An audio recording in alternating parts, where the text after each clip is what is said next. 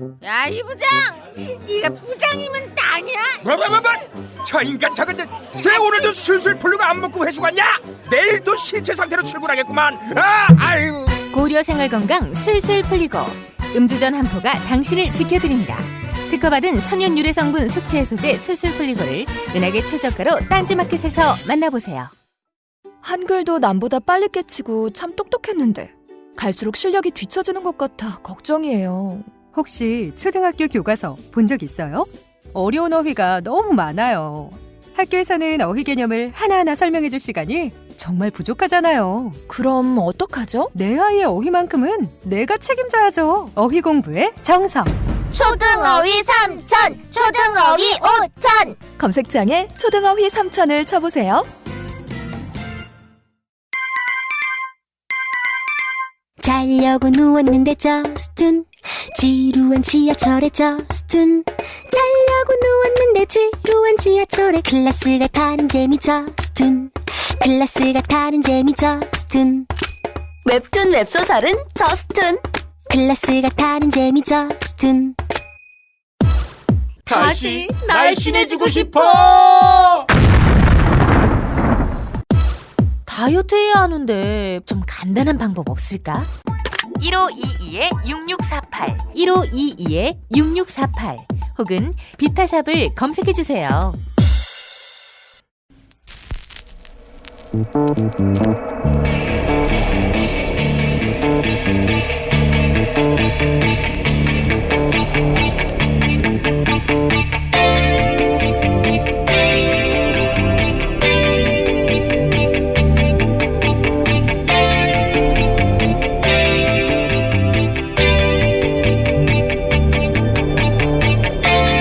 안녕하세요, 김호준입니다. 최근 개고기 논쟁이 다시 한창입니다. 개인적으로 개를 키우게 된 이후 더 이상 개고기를 먹지 않게 된 사람 중 하나로 개고기 반대론 진영의 비위생적 축산 환경, 비윤리적 도축 과정에 대한 지적 크게 공감합니다. 그런데 개고기를 육류로 소비하지 않는 사회가 되기를 바라는 사람 중 하나임에도 여전히 동의가 되지 않는 주장들도 있습니다. 예를 들어서 해외에서 야만적이라 비난한다. 걔는 특별해서 애초부터 식용이 아니다. 그런가요? 식문화는 그 지역 자연과 환경 하에서 사람이 적응해가면서 오랜 세월 자연스럽게 만들어진 거죠. 더 우월할 것도 더 부끄러울 것도 없는 거 아닙니까? 개는 특별한 동물이 안 된다는 주장은 가만히 따지고 보면 대단히 이기적인 인간 중심의 사고죠. 돼지한테는 물어봤나요? 니네 개보다 덜 귀여운데 인간을 위해서 죽어주는데 불만이 없냐고. 어떤 동물도 인간을 위해 먹히기 위해 태어난 운명 같은 건 없는 거죠. 자연 수명 이전에 인간이 먹겠다고 다른 생명을 죽이는 건 개든 아니든 그 자체로 잔인한 겁니다. 사랑하는 개가 고기가 되는 걸 지켜보기 힘들다는, 그래서 당장 중단시키겠다는 간절함은 100번 이해가 가는데 그런 자신의 사랑이 누군가를 단죄할 근거가 저절로 되는 건 아닙니다. 그래서 특정 식문화를 윤리적 단죄의 대상으로 만들어서 중단시키겠다는 시도를 볼 때마다 저 방식이 과연 옳은가, 그리고 그렇게 해서 해결이 가능하겠는가 묻게 되는 겁니다. 초복의 김호준 생각이었습니다.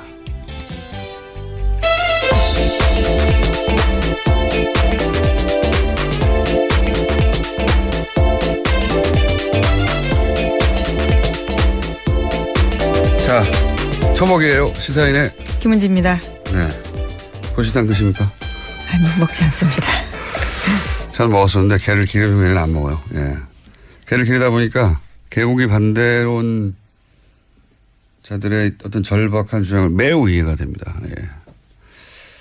근데 이제 대체적인 그 논리 전개가 뭐 공감 가는 분들도 있겠지만 개인적으로는 저는 아쉬움이 많거든요. 예. 그래서 얘기를 해봤는데 개고기 먹는 사람들은 이제 야만인 내지는 뭐 국제적 기준에 부합하지 않는 비문명인 혹은 뭐 개를 도축하고 사고 파는 사람들을 이제 굉장히 도덕적이지 않은 개 백정. 예. 그렇게 공격하거든요. 근데 식문화가 이렇게 윤리적인 공격의 대상이 되어서 그렇게 그 식문화를 단절시킬 수 있겠는가. 그런 저의 문제의식인데, 왜냐하면 내가 너보다 도덕적으로 더 우월한 포지션에 가서 계몽하고 설교하고 해가지고 어떤 문화가 단숨에 바뀌는 건 일어나지 않거든요. 예, 굉장히 종교적인 시도고. 나는 넌 좀 좋은 놈인데 넌 나쁜 놈이야 이렇게 외치는 강도만큼 딱 그만큼 반감이 또 강해져서 돌아와요. 그러니까 어떻게 해결해야 될까요? 각자 취향을 존중하되 육식 문화에 대해서는 한번 성찰해보는 게 물론 공장장은 동의하지 않으시겠지만 아니 이제 저는 채식 그러니까 모든 동물의 도축에 반대하고 그리고 채식을 주장하는 분들에 대해서는 그건 존중해요 그 자체로. 예, 그건 근데 이제 특별히 이 동물은 안 된다.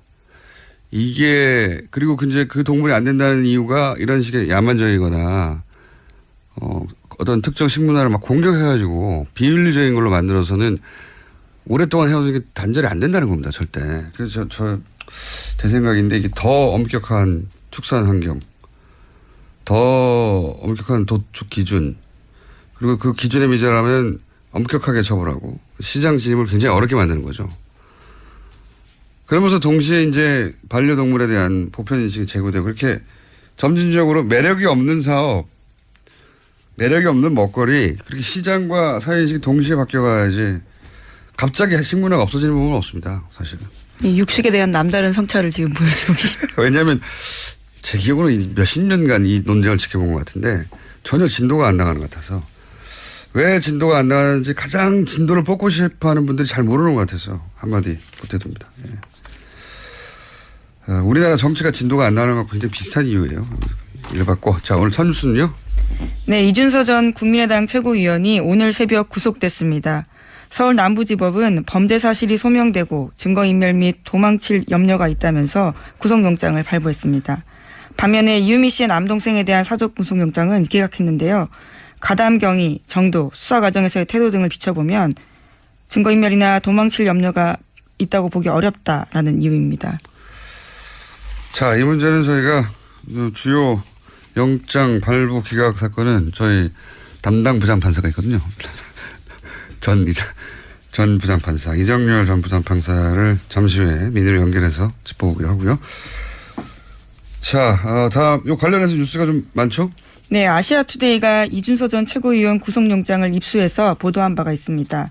이준서 전 최고위원이 이유미 씨에게 국민의당 청년위원장직을 제안했다라는 건데요. 이번 건만 잘 해결되면 국민의당 청년위원장직을 될 수 있도록 도와주겠다라는 거고요.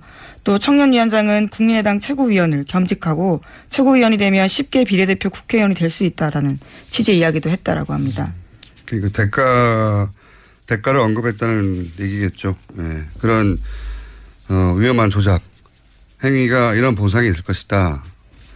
물론 이건 뭐 보상이 아니라 그렇게 노력하라고 체근하였다라고 본인은 주장할 것이고 검찰과 법원을 좀 다르게 판단한 것 같습니다. 근데 더 중요한 게 이제 보니까 5월 5일에는 이것이 가짜일 수도 있다는 가능성이 분명히 인지됐어야 하고 특히 5월 6일 제보자가 존재하지 않는다는 말을 들었으면 조작 가능성에 대해서 충분히 인지했다. 그런데도 조치를 취하지 않았다. 네, 기자회견 2차례 걸쳐서 했는데 특히 두 번째 기자회견 같은 경우에는 이미 허위 사실을 알고도 했다라고 검찰은 판단하고 있습니다. 그런 거죠. 예. 검찰은 그렇게 봤고 뭐 법원도 그게 소명됐다고 본 것 같습니다. 현재까지는 자세한 내용은 제가 판사가 아니기 때문에 판사 경험이 있는 분에게 여쭤보기로 하고. 국민의당은 당혹스럽겠네요. 예. 예, 오늘 새벽에 송금주 수석 대변인이 논평 냈습니다. 구속영장을 발부한 사법부의 판단을 존중한다라면서도요. 영장 범죄 사실이 당 진상조사 결과와는 다른 점이 없다라고 주장했습니다. 이유미 씨 단독 범행이라는 사실관계를 검찰이 인정했다라는 건데요. 또 추미애 더불어민주당 대표의 수사 가이드라인 제시가 검찰에 영향 미치지 않았는지 의구심이 든다라고 주장했습니다. 다른 점이 없는 게 아니라 다른 점이 굉장히 많은 거죠. 예. 당의 조사 결과는 단독으로 조작을 했고 그 사실관계 자체는 맞습니다. 독립적으로는. 근데 그것이 이준서 최고위원의 어떤 압박, 지시 혹은 계획 하에 하부 구조로 드러나는 거죠. 이렇게 되면은 종범에 가까운 구조가 되는 셈이 됩니다. 예. 그리고 알고 나서 특히나 이제 그런 조작의 가능성을 어느 정도 인지한 이후에 어떤 조치를 하였는가 하는 문제가 되니까 조작 그 자체는 혼자 했다. 그건 맞는데 분리된 독립된 변수가 아닌 거죠. 예. 네, 점점 수사가 윗선으로 올라갈 가능성이 커졌습니다. 국민의당도 이제 여기에 대해서 어제 의원총회를 열었잖아요. 예. 네, 어제 특별한 결론은 나지 않았었는데 이 자리에서 박주선 국민의당 비상대책위원장이 한 말이 눈길을 끕니다. 허위 주장으로 마치 제보를 제공하고 검찰 수사 레드라인을 설정하는 것은 제2의 이유미, 즉 추미애 제보 조작 사건이라고 이름 짓지 않을 수 없다라면서 추미애 대표를 공격한 겁니다. 박주선 위원장은 이제 계속해서 박주선 위원장뿐만 아니라 사실은 당의 관계자들이 대부분 추미애 대표가 가이드라인을 줬다라고 이제 후임을 짜고 있고, 예. 제2의 이유미 사건, 추유미라는 건 이제 추 대표와 이유미 씨 이름을 합친 걸로 보여요. 그렇죠? 추유미 제보조작 사건이라고. 국민의당 이 사건 프레임을 처음부터 이제 단독범인이 아니냐 이렇게 잡았단 말이죠. 예. 단독범이면 도덕적 책임은 있지만 사법적 책임이 당연히 없는 것이고 그렇게 되면 심지어 그 단독범으로부터 자신들도 당한 일정 정도 피해자다. 이렇게 프레임을 처음부터 짰고 프레임을 벗어나면 정치적 탄압이거나 공작 이렇게 규정했어요. 사실 굉장히 영리한 프레임이에요. 검찰 수사가 이유미 씨 조작이 단독이라는 게 결론이 나기만 하면 이유미 씨 외에는 모두 다 사법적인 혹은 정치적인 어느 정도 사면을 받게 되는 그런 전략.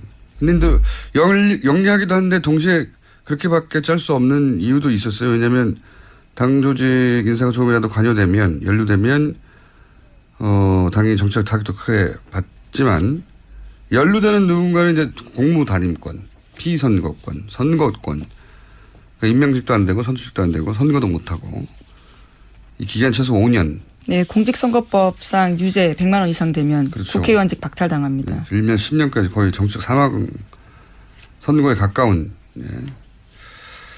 그런 사안이라 이 프레임 외에는 짤 수밖에 없었겠죠. 예. 근데 사실은 단독범이 아니냐보다 더 중요한 게 당이 기본적인 검증을 하지 않은 물건을 들고 국민을 상대했다는 거잖아요. 예. 이게 질문은 과연 공당으로 충분한 자격이 있었던가 제 역할을 했던가 이게 그 질문 대상이 되는 건데 이 질문을 스스로 해야 되는 거거든요. 근데 지금 대응은 대부분 외부에 자꾸 책임을 묻단 말이죠. 그래서 자꾸 제가 이 대응 기조를 짠 리더십의 문제고 지도부의 책임이 있다 계속 말씀드리는 건데 왜냐하면 그렇게 가지 않을 수도 있었어요. 네. 저는 그렇게 생각이 드는데 계속 똑같은 대응이 나오고 있습니다. 이 대응으로 이게 돌파가 되는 사건이 아닌 것 같은데. 자, 다음 뉴스는요. 네, 어제 세계일보가 보도한 국정원 문건에 대해서 전해드린 바가 있습니다. 국정원이 어제 그것이 내부 보고서가 맞다라고 인정했습니다. 또 국정원은 적폐청산 TF를 가동해서 과거 국정원의 정치 개입 의혹 사건 13가지를 조사하겠다고 밝혔습니다. 거기에는 대선 댓글 사건, 서울시 공무원 간첩 증거 조작 사건, 남북 정상회담 회의록 공개, 세월호 참사 개입 의혹, 최동욱 전 검찰총장 찍어내기 등이 있습니다. 의혹 등이 있습니다. 알겠습니다. 여러 가지 사건들 의혹이 많이 있고 여기 이 보고서 또 당시 이명박 전 대통령의 보고도 됐다는 진술도 나왔죠. 네. 네, 세계일보가 보도했는데요. 검찰은 2012년 8월 달에 해당 청와대 행정관의 진술을 확보했다라고 합니다. 자, 생각해보면 국정원 댓글 수사하던 팀이 있었죠. 지금 뭐 팀장으로 간 저기 뭡니까. 네, 서울중앙지검장으로 서울지검장이던 윤석열 팀장. 그리고 당시 최동욱 검찰총장 이 사건 수사하다가 이제 공중분해됐죠. 예. 근데 이 댓글을 수사하던 수사팀은 정작 이런 문건이 검찰 내에 존재했음에도 불구하고 몰랐어요. 이 사람들에게 검찰이 당연히 제공했을 것 같은데 검찰 내부인이라 이 팀이 정말로 고립된 채 움직였다는 거죠. 예. 네, 700건이나 이상 있었다고 하는데 문건이 전혀 몰랐다라고 합니다. 검찰이 이 문서를 이미 갖고 있었다는 겁니다. 그 당시에도. 그런데 관련 사건을 수사하는 수사팀에도 제공해 주지 않았다는 거죠. 예. 그래서 그 팀은 이제 공중부라가 됐고. 다음 뉴스는요? 네, 이러한 사실이 알려지자 이명박 전 대통령 쪽에서는 다 끝난 일인데 끄집어내는 의도가 뭐냐라는 발언을 하고 있다고 합니다. 그렇게 얘기해야 되겠죠. 예. 다 끝났는지 아닌지는 이제 두고 보면 알겠고요. 예. 다 끝나지 않은 것 같아요. 이제 시작인 것 같습니다. 예. 다시. 뉴스 공장에 할 일이 많아질 것 같다는 불길한 예감이. 자, 다음 뉴스는요? 네, 어제 감사원은 면세점 사업자 선정 과정에 비리가 있었다라고 발표했습니다. 지난 2015년 7월 관세청 관련된 내용인데요. 심사 과정에서 점수를 조작해서 롯데를 일불로 뺐다라는 겁니다. 네. 최순실의 향기가, 예. 그러니까 이제 방식을 되돌아가 보면, 롯데가 말을 잘 안 듣던 시점 아닙니까? 뭘 내라고 하는데, 돈을 안 내고 건물 지어줄게라고 대응한다든가. 네, K스포츠 재단과 관련해서 스포츠센터 하남의 땅 부지 마련하고 돈 내라고 했었는데요. 그 당시에 돈을 내지 않고 오히려 건물을 지어주겠다라 역제안을 한 바가 있습니다. 네. 이게 물론 롯데가 자격이 안 돼서 탈락했을 수도 있습니다. 그런데 지금 밝혀진 것이 점수가 조작됐다는 거니까 의도를 가지고 탈락시킨 것으로 보여지고, 더 재미있는 것은 그 다음 해에 면세점 내고슈가 됐는데 거기 롯데가 포함됐다. 네, 면세 점수 늘리라고 하는 것도 박근혜 전 대통령 지시였다라고 합니다. 이게 왜 말이 안 되냐면 면세점은 2년에 한 번씩 추가하는데, 이렇게 롯데가 2015년에 빠지고 나서 2016년에 1년 만에 다시 대통령이 넣어라 해서 넣었던 사안. 이때는 이제 롯데가 마음을 잘 들었나 보죠. 라고 의심할 만한 정황이 구체적으로 나온 거고요. 시간이 민을 해야 되기 때문에 제목 정도를 간단하게 짚고 넘어가죠. 네, 박근혜 전 대통령이 어제도 자신의 재판에 나타나지 않았습니다. 이틀째 안 나온 건데요. 유영하 변호사는 인대 쪽에 이상이 있다라고 주장했습니다. 그러자 검찰에서는 구치소에서 확인해 본 결과 4번째 발가락을 구치소 문지방에 부딪혔다. 다른 이상은 없다라고 이야기했는데요. 재판부는 진단서 제출을 요구했습니다. 4번째 발가락을, 굉장히 구체적이네, 구치소에서. 4번째 발가락을 부딪히셨다고. 예. 아프실 예정인 것을 제가 이렇게 소화하고 있다고 말씀드렸는데. 참, 그리고 면세점을 그렇게 심사하는 것은 관세청이 하는 것이고, 저희가 한 달 전쯤에 관세청장 인사 개입 문제 얘기했었고, 충성서행 얘기했었잖아요. 네, 최순실 인사였다라는 거죠. 왜 천호목. 이렇게 관세청장에 관심이 많았을까? 연결되는 뉴스였습니다. 자, 박근혜 대통령께서는 아프실 계획이 이제 실행에 옮겨진 상태고요. 제목 하나 정도 읽고 오늘 끝내야 될 것 같습니다. 네, 어제 정의당에서 초선의 이정미 의원이 당대표로 선출됐습니다. 알겠습니다. 신임남 대표는 저희가 조만간 모시기로 하고요. 여기까지 해야 되겠습니다. 시사인의 김은지였습니다. 감사합니다. 계속해서 민입니다. 이준석 전 최고위원이 영장 발부가 됐는데 요 사안 좀 짚어보겠습니다. 이정철 전 부산판사 전화 연결됐습니다. 안녕하십니까? 네, 안녕하십니까. 영장 전담 해설 판사님.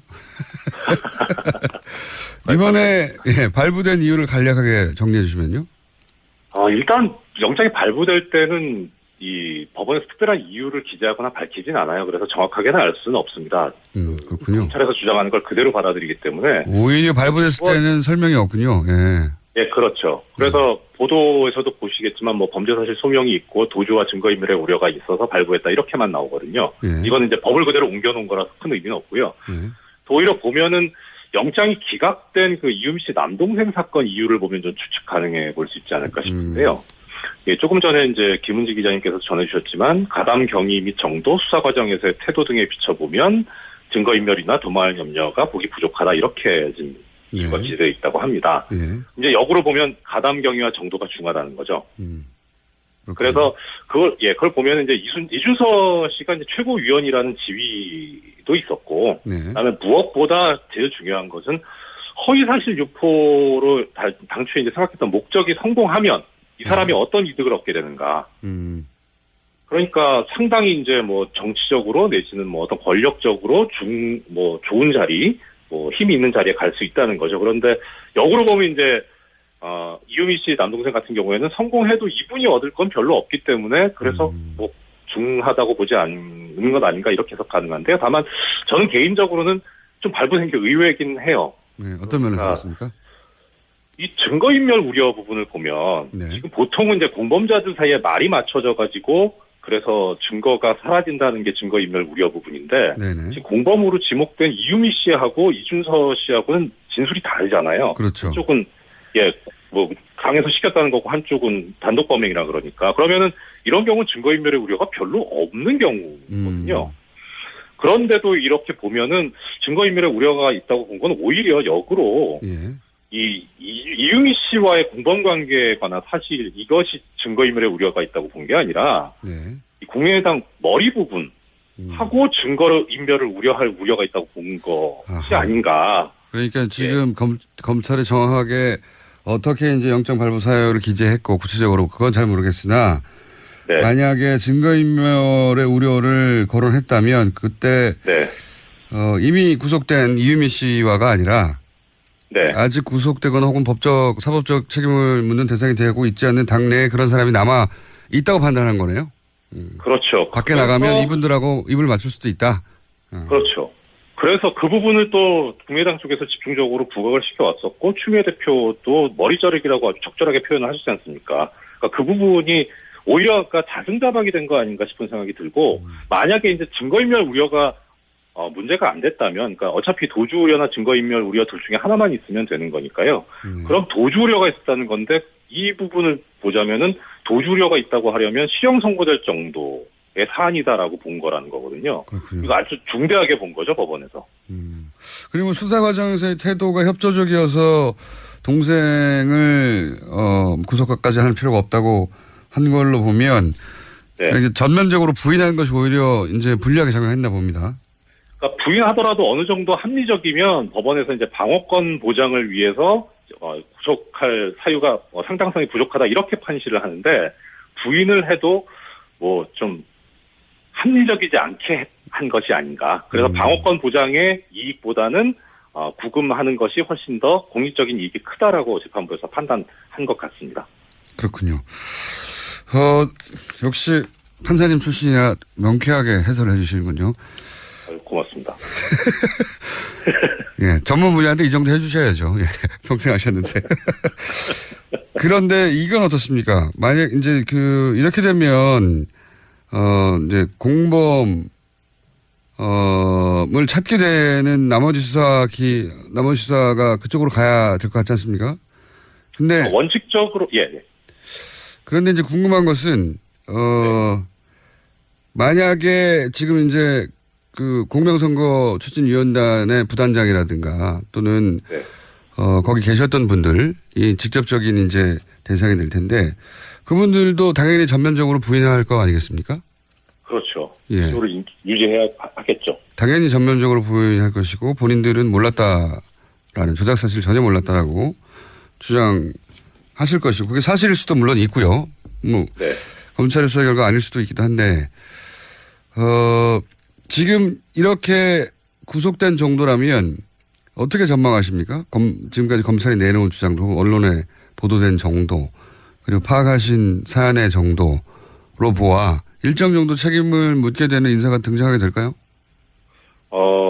제 생각으로는 통상적인 이 정치계 사건에서 봤을 때 이준서 씨가 이렇게 되면은 본인이 다 덮었을 가능성이 크지 않을까라는 생각은 듭니다. 그러니까 이 사건이 종결된 이후를 생각을 해보면 이준서 씨 입장에서는 나중에 결국은 사실은 그렇지 않지만 본인이 다 스스로 내가 한 것이다라고 해서 뒤집어 쓰고 감으로써 당을 지키고 이제 윗선을 보호했다라고 하는 그런 평가를 받을 수 있으면 나중에라도 어떠한 대가를 얻을 수는 있을 거거든요. 10년인데요, 10년.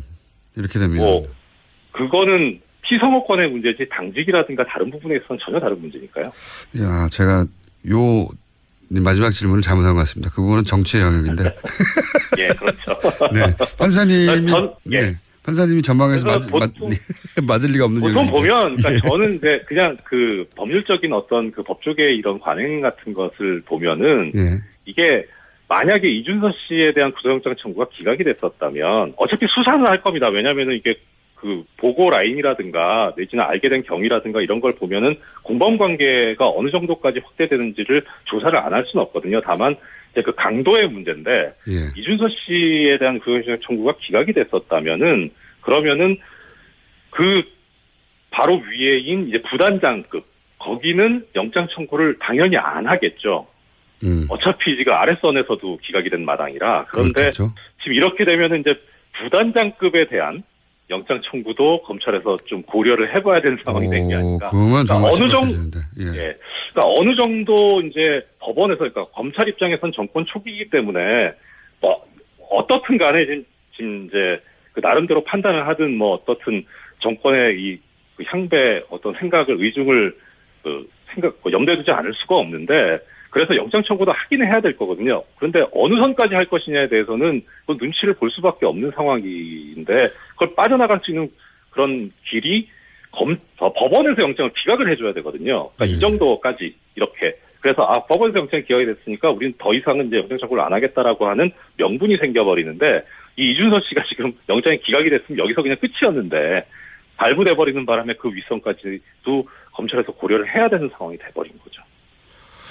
알겠습니다. 여기까지 듣겠습니다. 감사합니다. 네, 고맙습니다. 지금까지 이정열 전 부장판사였습니다. 골반 잡자 바로 잡자 바디로직 허리 통증 바로 잡자 바디로직 2017년 쿨 썸머 바디로직 라이트 출시. 통기성이 좋아 땀 걱정 없이 한여름에도 쾌적하게. 입은 듯 안 입은 듯 가벼움의 신축성은 그대로. 자세가 좋아지는 골반 교정 타이즈 바디로직 검색창에 골반 교정 바디로직 라이트. 아무도 묻지도 따지지도 않고 가입하셨다고요? 보험은 너무 어려워요. 걱정 마십시오. 마이보험 체크가 도와드립니다. 1800-7917 마이보험 체크로 지금 전화 주세요. 1800-7917. 이미 가입한 보험이나 신규 보험도 가장 좋은 조건을 체크해서 찾아드립니다. 인터넷 한글 주소 마이보험.com 또는 카카오톡에서 아이디 검색 마이보험을 친구 추가하여 상담하실 수 있습니다. 모닝똥? 제겐 사치였죠.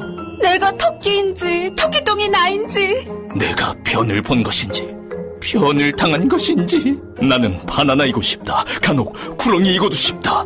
미궁 대장사랑 빅똥의 추억 미궁 대장사랑이 찾아드립니다. 혈중 콜레스테롤 개선과 배변 활동에 도움을 주는 건강기능식품입니다. 검색창에 미궁 대장사랑. 미궁 장사랑 이름 바꿨어요. 프로바이오틱스 12종 추가. 미궁 대장사랑.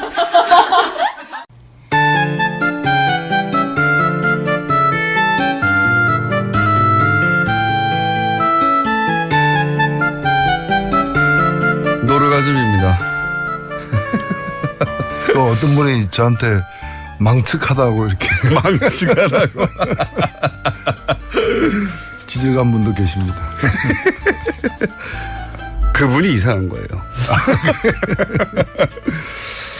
정의당 노회찬 원내대표 나오셨습니다. 안녕하십니까? 안녕하십니까? 예. 여기서 무슨 말만 하시면 빵빵 터져가지고 그날 방송이 하루 종일 언론에서 여기저기서 나오고 예. 밤 뉴스까지 다 나옵니다. 오늘은 좀 준비되셨습니까? 뭐 그럴 때도 있고 안 그럴 때도 있어야죠.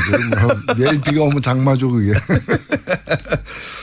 그런데 이제 그 부담 신도 나지만 부담도 되잖아요.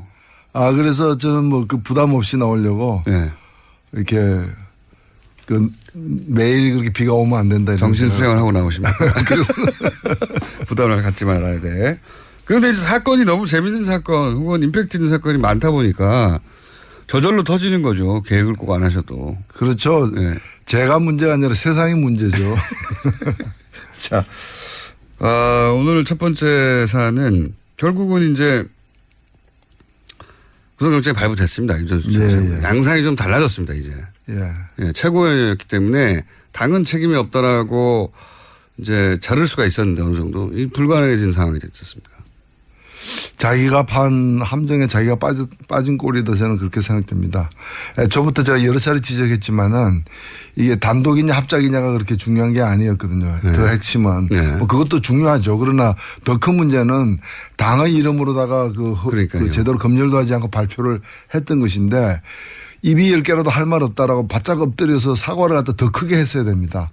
그리고 지금의 대표가 아니라 당시의 대표들 후보를 포함해서 이걸 책임져야 될 분들이 나서 가지고 이건 뭐 변명할 수가 없는 그 큰 잘못이다라고 오히려 저를 죽여주십시오 이렇게 목을 내놔야 될 판에 오히려 제가 문제래요 뭐 이런 식으로 하죠. 한 명 제일 힘없는 사람 한 명에게 모든 걸 마치 뒤집어 씌우듯이 이렇게 갔기 때문에 문제가 이렇게 커졌거든요.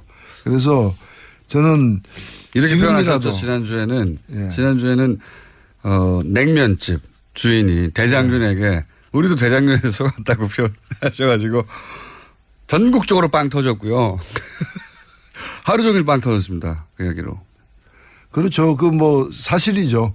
그래서 그 냉면집이 한 며칠 휴업을 하든가 주인이 이렇게 백배 사죄를 해야 되는데 나도 몰랐다 뭐 나도 속았다 이렇게만 가니까 문제가 된 거죠. 그래서 저는 지금도 보면은 또 한 번 더 과거의 어떤 프레임으로 갈 가능성이 있어요. 그러니까 이제 이준서 전 최고위원이 구속되면서 그러니까 이제 그다음에 이제 이준서는 누구에게 보고했는가 이제 공명실천단 관계자들부터 되고 사실 그 정도 되면요 다 알았다고 봐야 되는 거거든요.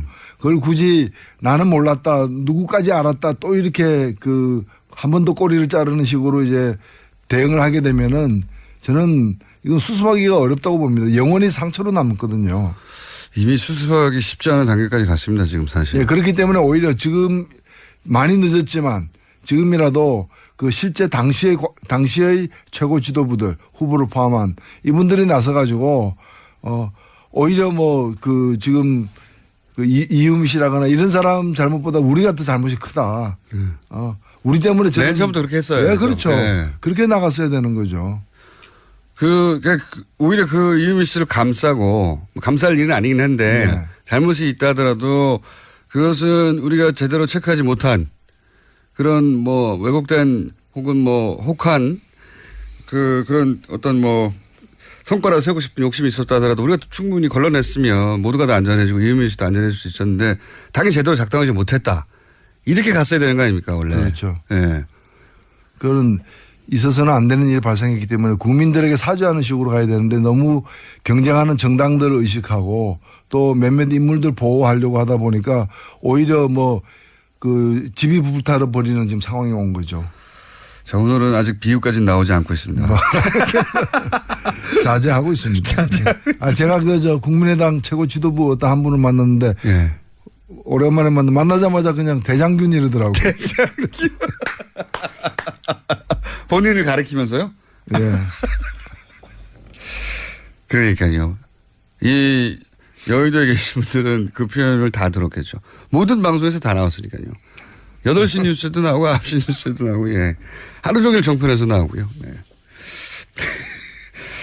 이걸 어떻게 보십니까? 추미애 대표가 그 시점 직전에 그러니까 검찰의 영장 청구 직전에 이건 미필적 고의라고 봐야 되는 거 아니냐. 근데 미필적 고의라고 하는 본인이 판사니까 그런 법률 용어를 쓰기도 했겠지만 검찰에 적용할 수 있는 게 뭐 그런 혐의이다 보니 이거 지시한 거다. 가이드라인을 제시했다. 지금도 사실 그렇게 얘기하고 있어요. 네. 아직까지는 국민의당의 영장 발부 이후의 논평 초반부를 보면 새벽에 나온 걸 보면 아직도 추미애 대표의 가이드라인을 따른 것이다. 근데 추미애 대표의 발언을 국민당 입장에서는 좀 아픈 발언이고 이렇게 환영할 발언은 아니겠죠. 당연히 그렇겠죠. 예, 그러나 그걸 검찰에게 가이드라인을 제시한 거다라고 얘기한다면 그러면 이유미 단독 범인이라고 주장한 자신들의 입장도 또 다른 가이드라인을 제시한 거죠. 맞습니다. 예. 네. 그래서 누구나 다 그런 가이드라인 제시한 게 되기 때문에 자기 의견만 말하기만 하면 예. 그리고 무엇보다 저는 좀 더 이 문제가 되는 거는 뭔가 하면은 특검하자는 주장이 있잖아요. 예. 아니 그러면 이 사태가 이유미 건이 없었으면은 재수사를 하자는 얘기를 안 했을 거 아니에요. 지역 그렇죠. 비리 의혹이 있는지 없는지를. 예. 근데 이게 발생하니까 그걸 덮으려고 물타기 하려고 한 거잖아요. 누가 봐도 그렇게 보이는데. 그러니까요. 그 주장을 뻔뻔스럽게 계속 한다는 것 자체가 저는 그 정치가 삼류를 벗어나지 못하는 그걸 스스로 자인하는 꼴이라고 이렇게 봅니다. 국민의당의 최근의 대응 자체가 워낙 이제 코너에 몰려서도 그렇겠지만 우리의 잘못이 뭐 3이 있다면 그것을 부풀리거나 혹은 악의적으로 더 퍼뜨리거나 또는 그렇게 만들어낸 바깥에 누군가가 있다. 7이. 이 방식으로 계속 대응하고 있단 말이죠. 이현주 의원도 그 발언을 사과를 하지만 이게 사실은 사적 대화에 불과했는데 SBS를 규탄한다. 꼭 이렇게 뒤에 큰 토가 달려요. 이 대응 방식 계속 근데 그게 반복되는데. 상식적으로 국민의 눈으로 납득이 되면 괜찮은데 전혀 납득될 수 없는 거죠. 예를 들면은 조금 전에도 이제 그 특검하자는 주장은 말이죠.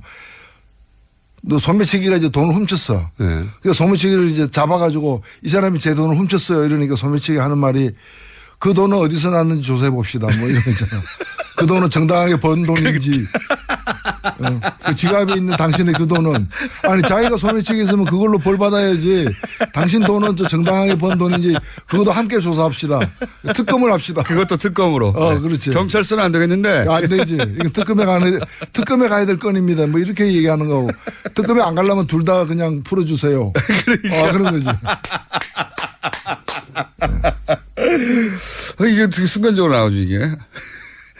안철수, 이런 와중에 아주 재밌는 뭐, 해프닝이지만, 안철수 전 대표가 속초 맛집에서 발견되는 바람에 이게 또 크게 화제가 됐습니다. 요즘은 정말 숨을 수가 없어요. 그렇죠. 그럼 뭐 그거야 크게 타달 지역 경제 활성화. 지역 경제 활성화. 지방 경제 활성화를 위해서 노력하고 있는 거죠. 저도 탓할 생각은 없죠. 뭐 그렇다고 집 안에서 가만히 있어야 됩니까? 근데 재밌는 것은, 안철수 전 대표는 누구도 어딘지 모르는 것처럼 이야기가 되어 왔는데 그냥 일반인들이 손쉽게 이렇게 밥집에서 발견했다는 게 전 재밌습니다. 그렇죠. 식사를 하셔야 되니까. 예. IT의 문제죠. IT의 문제죠. 이거 어떻게 보십니까? 저는 이제 검찰에 이제 이준서 전 최고위원을 이제 구속을 했기 때문에 이제 마지막 타이밍이라고 생각들어요. 저는 사실 개인적으로 안철수 그 전 후보가 이걸 보고받고 계속 파헤쳐라 뭐 이런 식으로 그거 알고서 지시했다고 전혀 생각하지 않습니다. 그럼에도 불구하고 당시 후보였고 또 후보를 위해서 한 일들이잖아요. 본인들이 영입한 사람들이고 본인의 라인이라고 하는 사람들이고요. 그렇죠. 그렇기 때문에 이 부분에 관해서는 일단은 본인이 대승적으로 가장 큰 책임이 있다라고 이렇게 국민들에게 사죄를 하는. 그 사람들이 본인을 위해서 한 거고요. 그 혜택이 돌아온다면 본인에게 가장 크게 돌아오는 거고요. 그렇죠. 사실은 이렇게 타이밍을 잃긴 잃은 것 같습니다. 그죠? 그래도 지금이라도 지금 마지막 저는 타이밍이라고 생각되고 그 국민들에게 좀 이렇게 여기에 대해서 가장 큰 책임은 나에게 있다. 모든 사람이 나를 위해서 한 일이니까 용서해달라. 뭐 용서가 안 되겠지만 이런 식으로 좀 자세를 취할 필요가 있다고 봅니다. 진작에 했어야 될 것 같은데 점점 시간이 지나면 지날수록 더 강한 표현이 필요할 텐데 문자가 많이 옵니다. 그중에서 웃겨서 운전하다가 사고 날 것 같으니까 노회찬 의원은 비유를 자제해 주십시오. 명심하겠습니다. 그리고 자유한국당도 사정이 참 안 좋습니다. 요즘. 원래 이제 야당이 대선처럼 큰 선거 지고 나면 속사정이 좋을 리가 없는데 그런데 그걸 감안하더라도 사정이 좀 많이 안 좋아요. 대표가 새로 뽑힌데도 불구하고 원내대표하고 각이 계속 쓰고 있고요. 그리고 이제 혁신을 하겠다면서 이제 외부 인사를 영입했는데 박근혜 전 대통령은 정치보복을 당한 것이다. 라는 입장을 가진 유석춘 위원장이 들어오셨어요. 혁신하고 정반대로 가고 있는 거죠. 사실 혁신이라는 거는 말 그대로 껍데기를 벗겨서 새로 태어나는 걸 얘기하는 거니까 반드시 고통이 따를 수밖에 없고 그 고통을 감내하겠다, 감수하겠다라는 의지의 표현이 이제 혁신이거든요.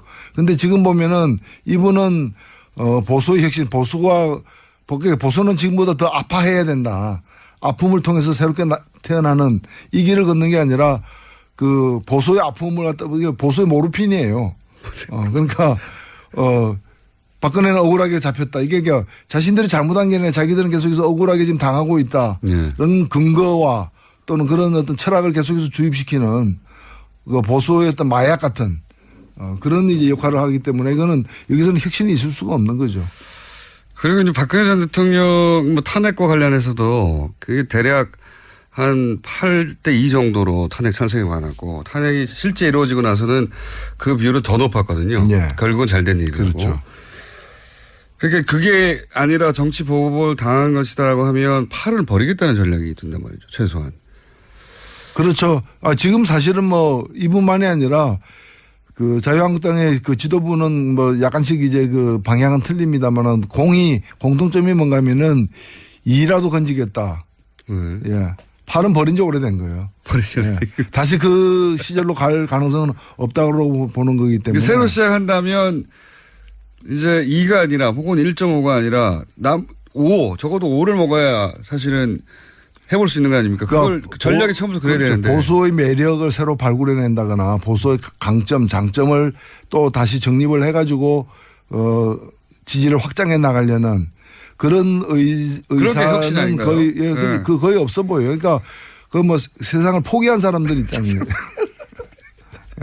그러니까 상대가 실수하고 상대가 스스로 망하기를 이제 기원하는 그런 거죠. 저도 진짜 이해가 안 갑니다. 뭐 이런 생각 하시는 분도 있겠지만 당연히 혁신을 하고 새로 그림을 그린다면 집을 새로 짓겠다는 건데 더 큰 집을 지은 전략이 나와야 될 것 같은데 있던 집도 자꾸 줄이려고 하는 것 같아가지고 이런 생각을 하시는 분들이 존재하겠지만 분명히 소수인데 근데 소수라고 생각하지 않는 것 같아요.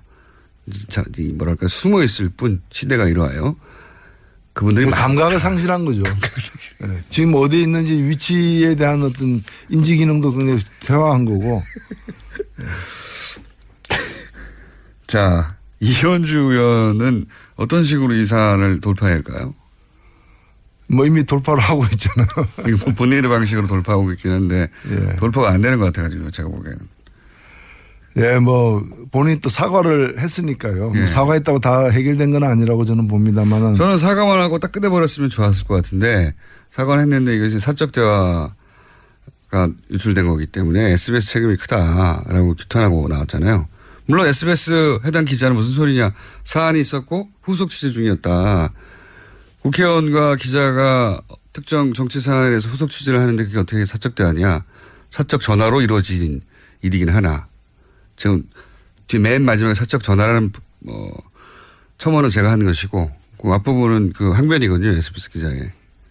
그래서 거기서 뭐 공과 사를 구분하는 것도 저는 어색하고요. 네. 어색하고 도둑질하다가 들켰으면 들켰지 사적으로 야간 작업하는데 왜 문제냐 뭐 그게 개인이 했다고 해서 다 사적인가요? 국회의원은 잠잘 때도 공인인데 그렇잖아요. 목욕탕 가도 공인이에요. 목욕탕 가도 공인. 국회의원이 목욕탕 가면 국회의원이기 때문에 더 쳐다보겠습니다. 겪지 않으셨나요 그런 일은? 예, 뭐 탕 안에 있는데 어떤 분이 전 누굽니다 이래가지고 벌떡 일어나가지고 악수를 청해가지고 참 곤란했던 적도 있긴 있죠 뭐. 근데 저는 이 문제는요 사실은 한 개인의 어떤 일탈이나 실수라기보다는 이 노동에 대해서 노동의 가치에 대해서 또 직업에 대해서 또 그런 어떤 여성 남성 뭐 이런 어떤 성적 역할에 관해서 이번 발언과 같은 그런 편견을 또 잘못된 생각을 갖고 있는 국회의원이 더 많은 게 아닌가. 한 명이 아닐 거다. 저는 한 100명은 된다고 봐요. 3분의 1은 되는 그게 우리 정치가 불신받는 가장 큰 이유라고 생각됩니다. 거기서 이제 정의당이 빛나는 것이고요. 예. 정의당 광고 한번 나갔습니다. 지금 방금. 지금 이제 임시국회도 계속 공전 중인데 이 상황은 어떻게 보십니까? 어떻게 돌파해야 됩니까? 글쎄 저는 뭐 이럴 때일수록 좀 원칙적으로 가야 되는 게 아닌가 싶고요. 왜냐하면 지금 이제 기본적으로는 국회 구성의 그 지형, 예. 주어진 지형 때문에 여수야대이기 때문에 발생하는 문제인 측면이 큰데 이거는 뭐 다음 선거 때까지는 크게 안 변할 수 있는. 그렇죠. 3년이 예. 뭐 정치권의 이합 집산이 발생한다면 모르되 현재 정당 체제가 유지되는 크게 안 변할 것인데 따라서 이번에 고비를 갖다가 어떤 변칙을 써가지고 한번 넘긴다 하더라도 똑같은 고비가 계속해서 더 크게 닥칠 거예요. 계속 그렇겠죠. 그러면 그때마다 이런 식으로 대응할 거냐. 뭐 그런 점에서 오히려 결국 심판은 국민이 내리는 것이고 원칙대로 가야 되는 게 아닌가. 국회의 동의를 반드시 얻어야 되는 인사 문제와 관련해 가지고는 전 동의를 얻도록 최대한 노력을 해야 된다고 보고 국회의 어떤 검열은 거치되 국무위원처럼 예. 장관 청문회처럼 검열은 거치되 결국에는 이제 인사권자가 이제 그 책임을 지고서 인사를 해야 되는 거는 소신대로 저는 해야 된다고 보고요.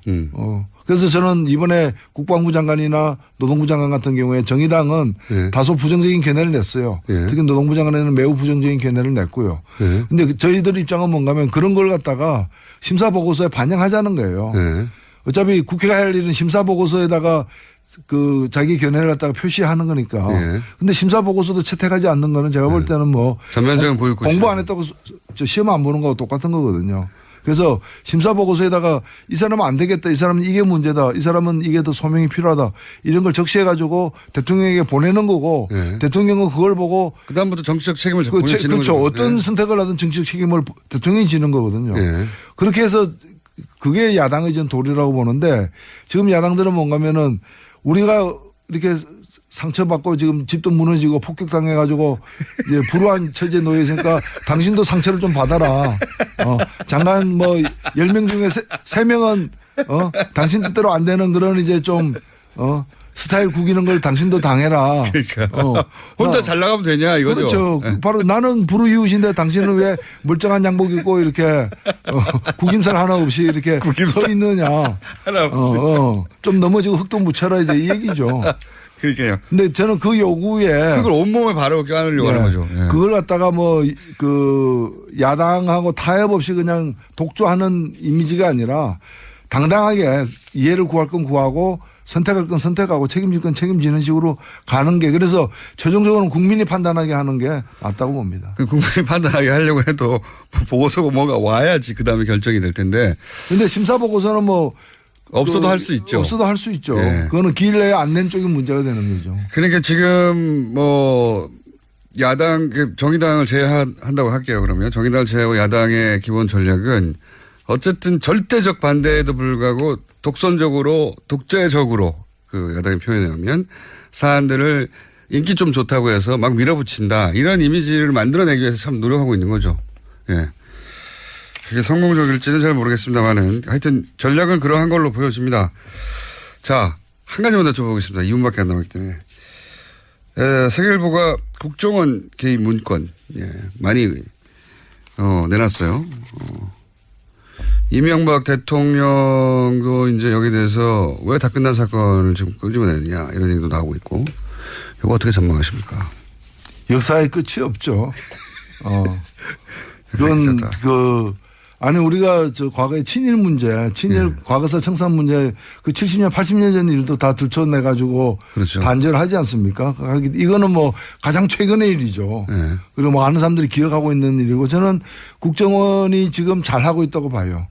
국정원이 정말 크게 이렇게 요란스럽지 않게 자기 할 일을 갖다가 이렇게 공론화 시켜가지고 그 내에서도 논의를 통해가지고 무엇이 조사돼야 되는가에 대해서 내부적 공감대를 갖다 구축하면서 일단은 그 아젠다를 갖다가 설정을 하고 그걸 이제 나름대로 계획을 가지고 추진하는 그리고 저는 어찌 보면 국정원에게 주어진 마지막 기회다라고도 보여집니다. 국정원이 타의에 의해서 외부의 칼에 의해서가 아니라 스스로의 노력에 의해서 이런 어찌 보면 국가의 위해를 가했던 일들 아닙니까? 그렇죠. 맞습니다. 이제 그 일들을 갖다가 스스로 이렇게 참여의 심정으로다가 해내는 저는 이런 일들이 국정원만이 아니라 검찰도 해야 돼요 사실은. 법무부 검찰도 스스로 해야 되고 특히 대법원도 스스로 해야 될 일들이에요. 법원은 정말 누구도 건들지 않는 영역이거든요. 최근에 들어서는 정치권도 꼭 사법부의 판단은 존중한다고 표현해버려요.